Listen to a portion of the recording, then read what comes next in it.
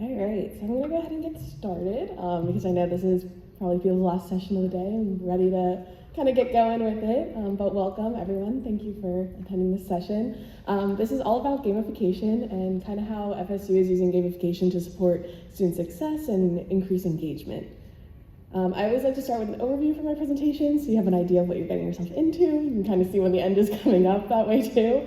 But I'm just going to introduce myself, let you know a little bit about myself. Then we're going to go into a bit about what gamification is and how it can impact the higher ed space, some use cases of how we're using it at FSU and where we're looking to go for it. And at the end, I will leave time for some questions, and I also have some fun things up here that you can kind of explore and see what we're doing hands-on. Also at the front door, if you notice, there were some game cards, so if you would like to play a little game during this presentation and see how engaging gamification can be, there's a paper near the front. You can grab one if you didn't. And over the duration of this presentation, you'll randomly see some words that are highlighted, like this one here. This is not one of the words though. And once you see those highlighted words, just write it down on that sheet. They will show up in order, so you don't have to try to guess what it is. As long as you have all the words, it'll make the sentence. And at the end of this presentation, if you have a completed sentence, you can come up here and I have some prizes. Cool, so I'll give everyone a second if you want to go grab one, then I'll get it into who I am.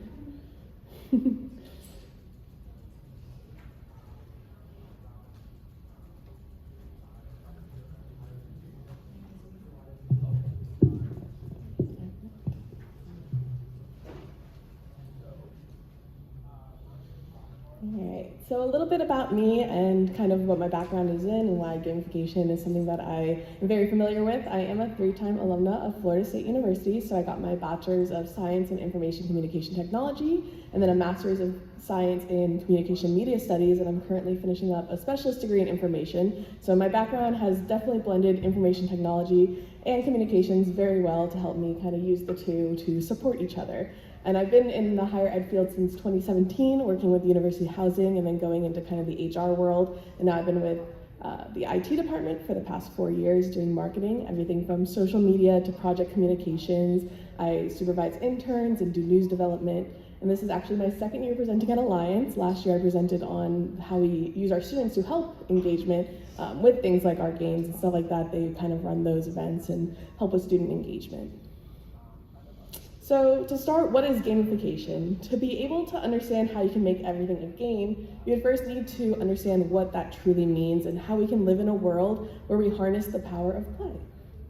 So gamification is the application of typical elements of game playing to other areas of activity. Typically, it's used as an online marketing technique to encourage engagement with the product or service. It's kind of used as a persuasive technology of sorts. It involves adding game-like elements to tasks to make them more interesting or enjoyable, and you have all probably experienced learning or self-improvement through gamification and not even realized it, which in a way is the point of gamification. If you really think about it, everything can be made a game. Think back to when you were a kid saying, I bet I could hold my breath the longest, or I can reach the door and back the fastest. That childlike need for accomplishment never left us. We just need to find it in different ways. And at the end of the day, you can find a way to make anything into a game.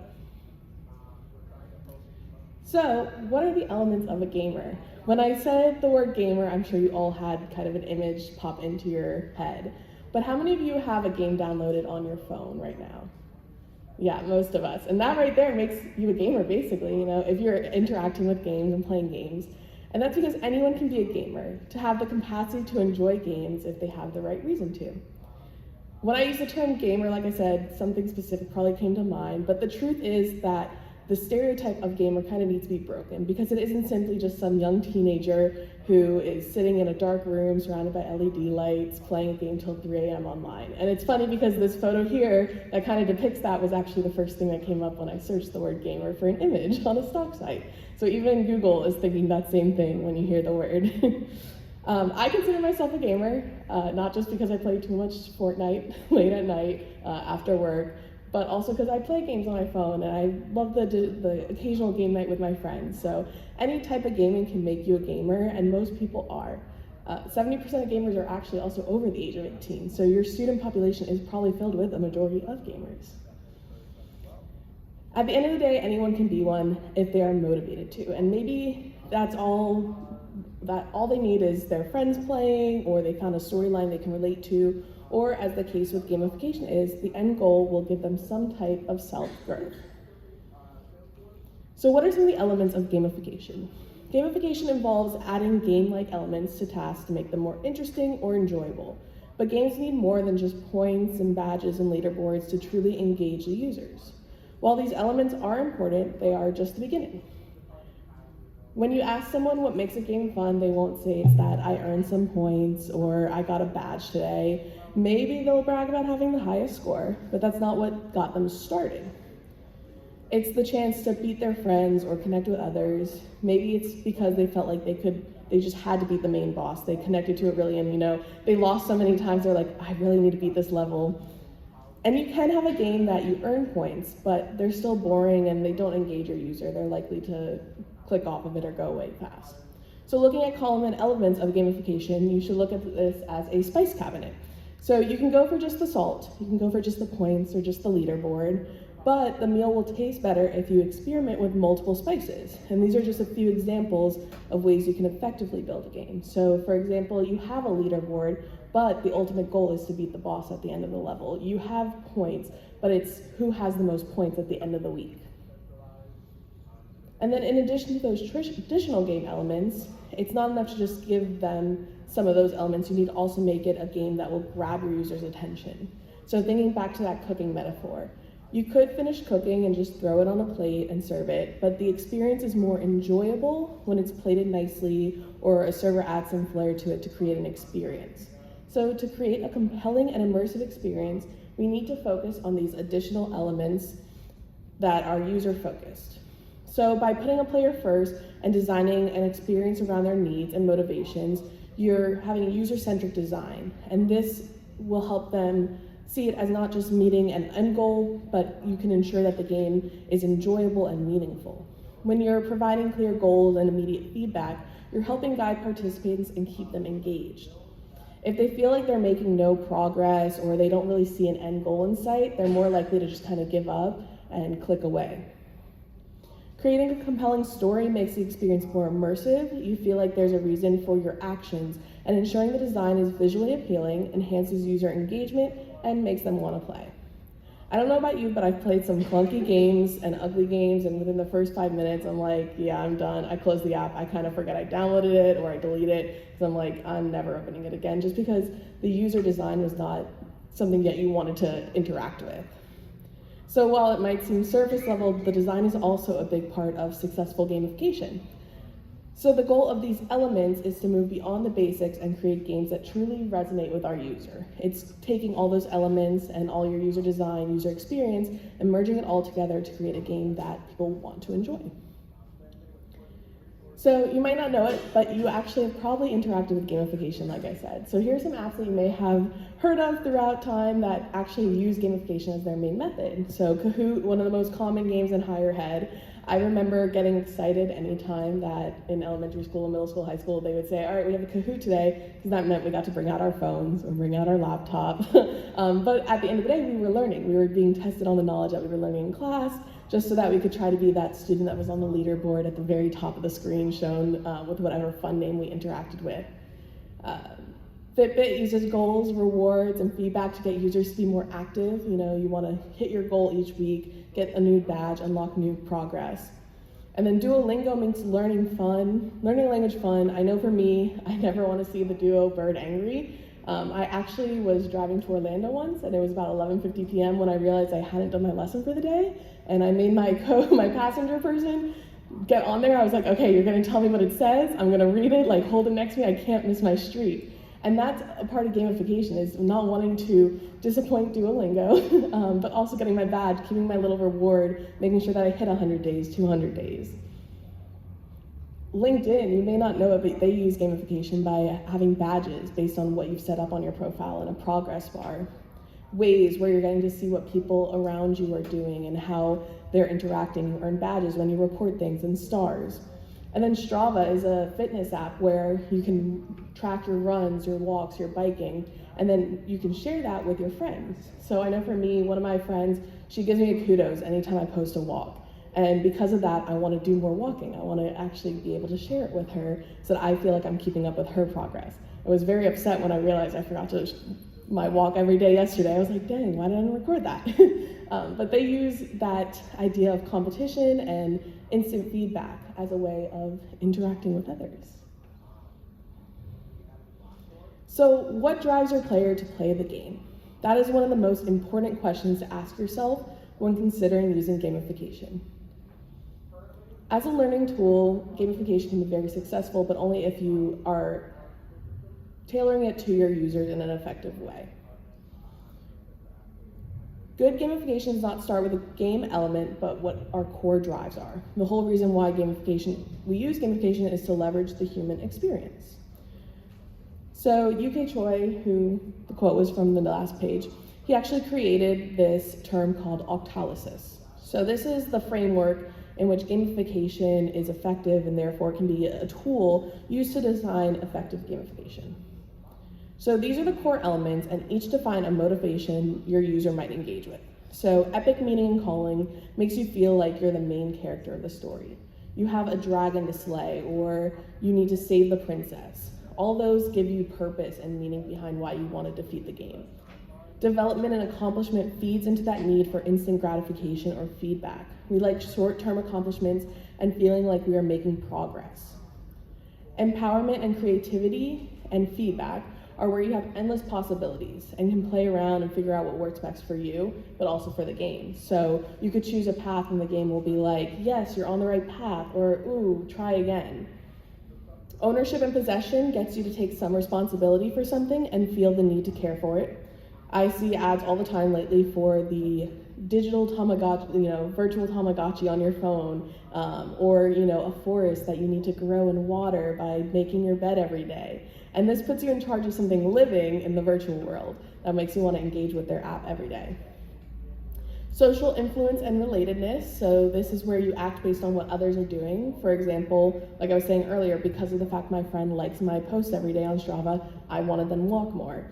If you know that people are watching your activity, you're going to want to do it and keep up with it.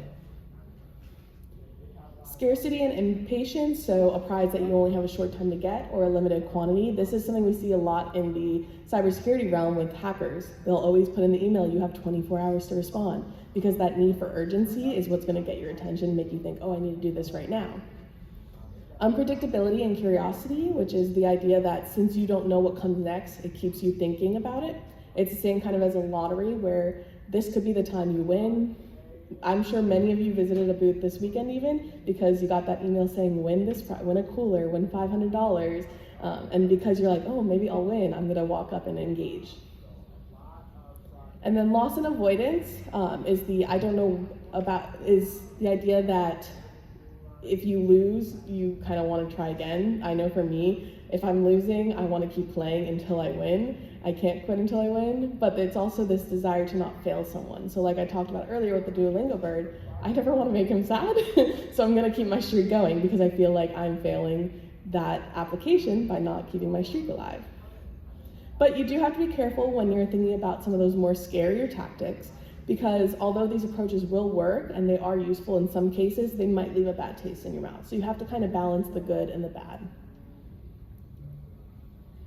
The most important thing to remember is what differentiates gamification and regular gaming, which is the goal. At the end of playing the game, will your player have only succeeded the goal of the game or a bigger goal of the game, or a bigger goal that's hidden within the game?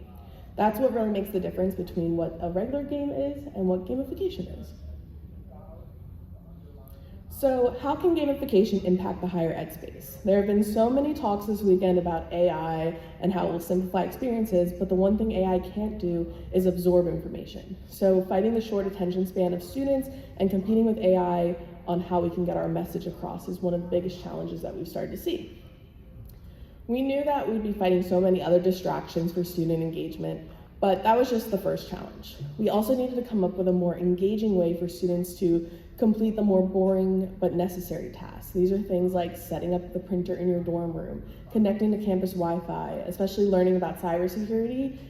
Students don't want to stop and talk to you about why you shouldn't get hacked. They think they know everything. So we had to find a more engaging way to get their attention. And then the last challenge is how do we keep them engaged? So once we can solve those first two challenges and we get that user buy-in, I've seen firsthand students who will scan a QR code and they'll be like, all right, I'm writing a class, I'll read it later. They're not reading it later. You got them on there, now how do you keep that attention? So gamification has the potential to revolutionize the higher education space by significantly boosting student engagement, learning performance, and overall academic success. In today's competitive environment, catching and maintaining a student's attention is more challenging than ever. By incorporating game-like elements into educational activities, we can make even the most mundane tasks, such as setting up a printer or connecting to Wi-Fi, more engaging and enjoyable. It's all human nature. Gamification can boost student engagement, learning performance, and overall academic success in an enjoyable way. So by tapping into our natural human desire for competition, achievement, and social interaction, gamification can make education more efficient, interactive, and enjoyable. It can be integrated into the curriculum to enhance student learning and improve academic performance. These elements are what makes gamification fun and successful. By leveraging these intrinsic motivations, we can create a more interactive and immersive learning experience that not only keeps students engaged, but enhances their learning outcomes. So how has ITS at FSU leveraged gamification? Surprisingly enough, we have done everything from video games to just simple game methods that involve no technology at all. So one of the first ones that I want to show today is our FSU Tech Checklist, and this is kind of where it all started. So whether students are joining us for the first time or returning, one thing we found out is certain technology is going to play a crucial role, and they always need to reset up some things or have something new they can learn. So with the FSU Tech Checklist, we're ensuring that students' tech is set up for the semester ahead. It guides students through setting up devices and acquainting themselves with the resources provided by ITS. This checklist includes various tasks such as setting up their portal, connecting to the internet, learning about any resources we have available to them. And then it incorporates gamification elements, like right off the bat, we have a giveaway that we always do. So when you complete it, you get entered into a raffle, which is the first way that we grab their attention. Then as we go through each step, setting up their accounts or learning fun tips, they get to check those marks. So they're feeling accomplishment instantly when they see that little green check mark. And then at the end, students are also encouraged to share the checklist to social media to connect with others and get more students to play. So that kind of sense of community through the game and sharing it with others. One of our other biggest games that we do each year lately is the Cyber Bowl. So this is something that has grown over the years within FSU and within the state of Florida. So it's an engaging and educational web-based game that's designed to teach players how to protect their digital field from cyber attacks. It consists of 5 questions that will test participants' knowledge on cybersecurity practices. This originally started as an internal game, and then it grew once we started working with the University of Florida each year to kind of grow the game and have another element of competitiveness. And this past year, we actually competed with 10 other Florida schools to see who is the cyber champion of the state. So with this, participants had the chance to win prizes, including tickets to sold-out games, football games, or $500 scholarship for students. And in addition to that, they helped us beat UF, which actually tended to be one of the bigger reasons that people would play. We had a lot of people come up and they would see where we were standing, they were like, oh, I gotta play, we gotta get more people to play. And just when you look at these initial screens, you're already seeing kind of those game elements where you're selecting your school, kind of like selecting your player. And you have your rules set up just as if you were playing an old school kind of computer game. As we went through each question, students would get instant feedback based on what they would answer. So each question had kind of a response to it based on what you selected. So if you got the question wrong, you fumbled it. If you were kind of there, but there was a better answer, you got an interception, and when you got that answer right, you were getting a touchdown. So this was a fun way to engage students as they were playing in the game, making them feel like they were getting that feedback instantly. And they also got more competitive as they went along. So I'd have students, like I said, standing in front of me and they'd see where we were, but also they'd be playing it with a friend and they'd be like, oh, my friend just got 5 out of 5, I have to get 5 out of 5 also. Or, you know, they'd get visibly upset when they got a 4 and they'd be like, wait, can I start over? So they were playing the game, they were learning, they were kind of taking in what they were actually doing and taking the time to not just press buttons, but actually engage with what we were trying to teach them. And then even at the end, we had a live scoreboard so that they could see where we were in relation to all the other schools playing. They were given the opportunity to share it at the end and kind of just engage with others and really have that rivalry that the other schools brought into it, making them want to continue. But before the Cyber Bowl, we also had Operation Cyber Save. Sorry, meant to not have sound on that. But this was an interactive cross-campus escape room that helps engage students also in cybersecurity. It was a way for them to go around campus. They would scan these QR codes and they'd get to play different games as in a traditional escape room. So they'd have crossword puzzles or word searches, things like that, that would be challenges, including topics like phishing, passwords, social engineering.